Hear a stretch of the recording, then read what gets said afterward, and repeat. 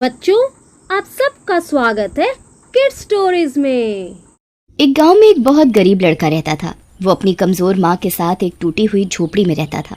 सौरभ एक सरकारी विद्यालय में पढ़ता था, पर कक्षा का कोई भी बच्चा उससे ठीक से बात नहीं करता था। सब उसे गरीब गरीब कहकर चिढ़ाते थे। तभी सौरभ को रास्ते में एक लड़का और एक लड़की बात करते हुए मिलते हैं। अरे, तुम्हें पता है ना, रक्षाबंधन आने वाला है। तुम मुझे राखी बांधोगी ना?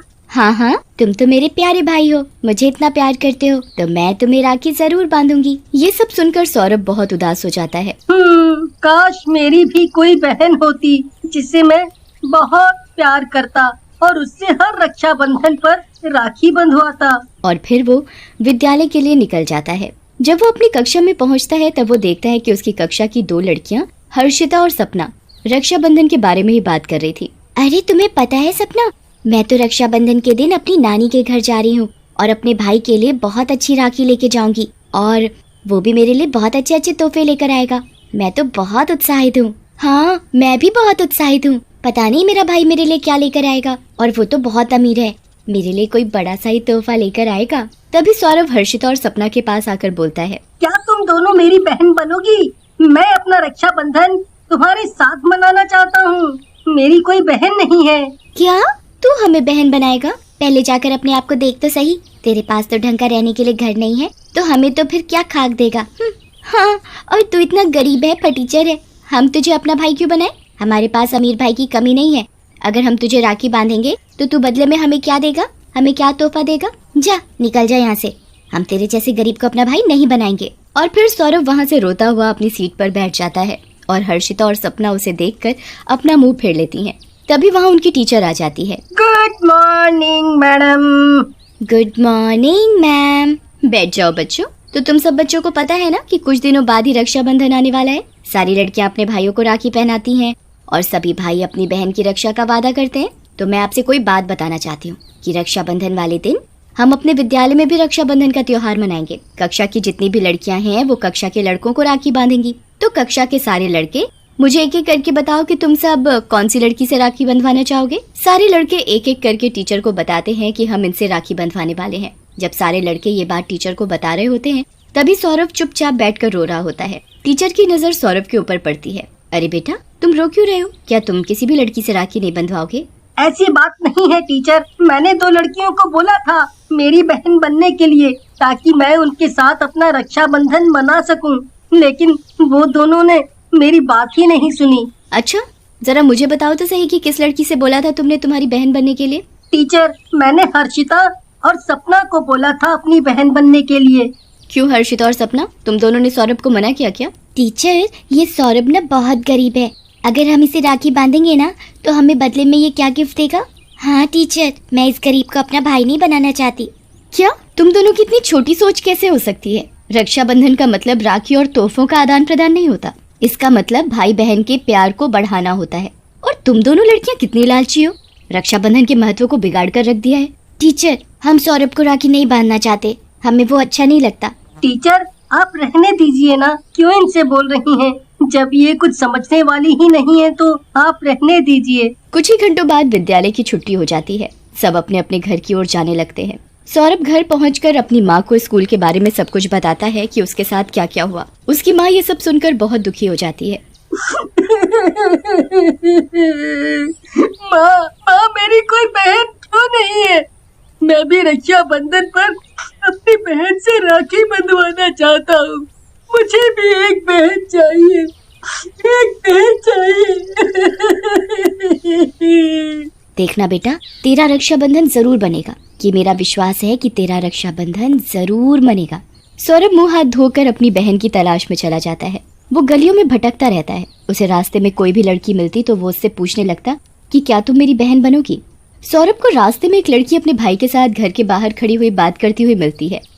सुनो, मेरी कोई बहन नहीं है, मैं भी रक्षाबंधन पर अपनी बहन से राखी बंधवाना चाहता हूँ। क्या तुम मेरी बहन बनना चाहोगी? चल जा यहाँ से, तेरे जैसे गरीब को कौन राखी बांधेगा? देख मेरा भाई, कल मुझे एक बड़ा सा तोहफा देने वाला है और मैं तेरे जैसे गरीब को क्यों राखी बांधूंगी? जा निकल जा यहाँ से। सौरभ एक खाली जगह पर पहुँच जाता है। वो वहाँ पर खड़ा होकर बहुत रोता है।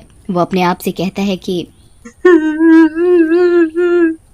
रक्षाबंधन का मतलब सिर्फ तोहफा है। क्या गरीब लोग रक्षाबंधन नहीं मना सकते? क्या रक्षाबंधन का मतलब भाई बहन का प्यार नहीं है?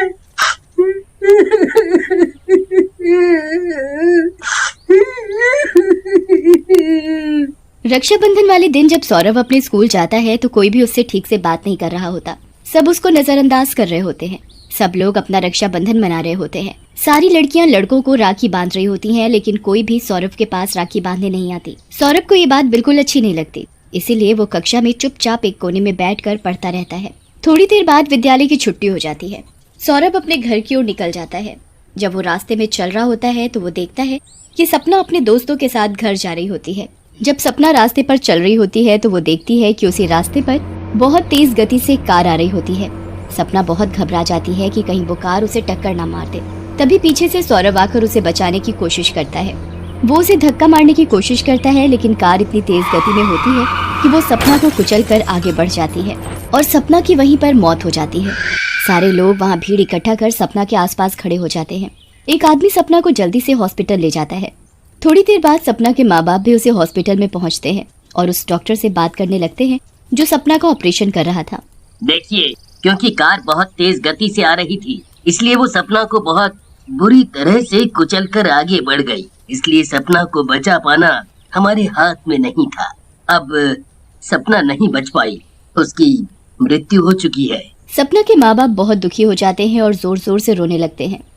हे भगवान, ये क्या हो गया मेरी सपना को? रक्षाबंधन वाले दिन इतना बुरा काम।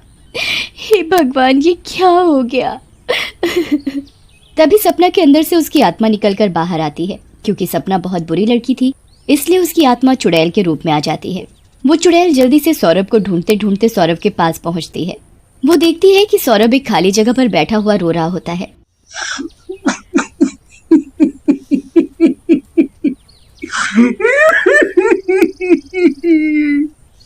हे भगवान, ये सपना को क्या हो गया? मैं तो उसे अपनी बहन मानता था। क्या हो गया जो उसने मेरे बारे में इतना बुरा भला कहा? पर उसकी मौत मुझसे नहीं सही जाएगी, नहीं सही जाएगी। वो ये सब देखकर बहुत ज्यादा उदास हो जाती है। हे भगवान, ये मेरे बारे में इतना अच्छा सोचता है और मैंने उसे इतना बुरा भला कहा। मुझे ऐसा नहीं कहना चाहिए था। मैं तो उसकी माफी के लायक भी नहीं।